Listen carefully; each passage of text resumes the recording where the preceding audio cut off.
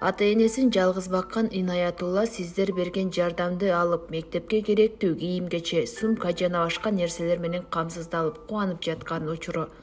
Эсиңиздерде болсо, биз буга чейин Сокулук районундагы айылдардын биринде жашаган 7-класстын окуучусу Инаятулла күнүмдүк жалданма жумуштарда иштеп, ата-энесин жалгыз багып жаткандыгы тууралуу видео жарыялаганбыз.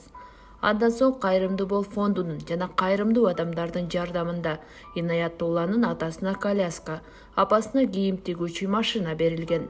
Жардам берген ар бириңиздерге ыраазычылык. Жараткан баарыбызды жардам берүү мүмкүнчүлүгүнө ээ кылсын. Assalamu alaikum wa rahmatullahi wa barakatuhu. Assalamu alaikum. Kayrımduu Bol fonduna razıçılık bildireriz.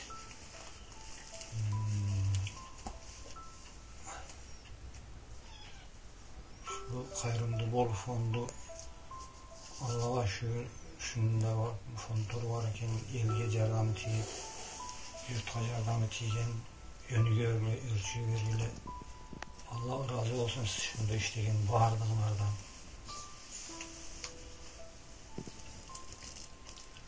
Allah razı olsun.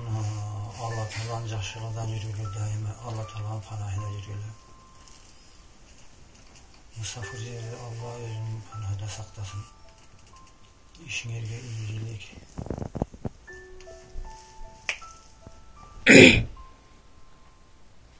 Assalamu alaikum.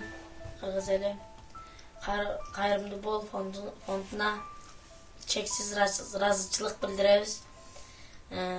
Şu akça verdiler, akça verdinizler. Şoğa Allah Teala razı olsun. Bismillahirrahmanirrahim. Assalamu alaikum Kırgızeli. Şu bergen akçanızı aldık. Şkola kiyim kıldık. Bergen akçanızları Allah Teala kabul kılsın. Allah razı olsun bergenizlerge. Sizge tınçlık kalayım. Ömrünüz suday uzun olsun. Übülönüzge tınçlık kalayız. Lillahi Rabbil Alemin. Salatu selamu aleyke Resulühüm.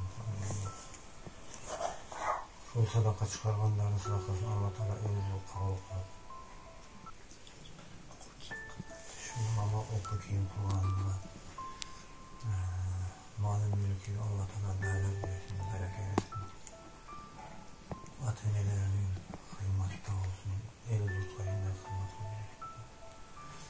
Dinlerini Allah Teala taza kılsın. Daima şunlar Kırgızeli'ye hayırlı isteyen insanlardan olsun.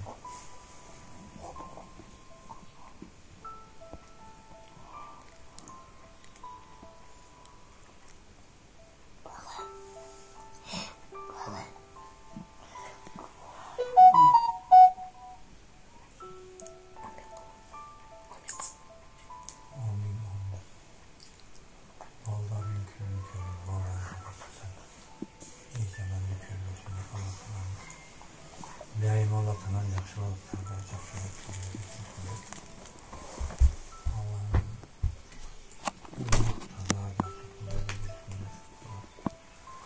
Allah razı olsun.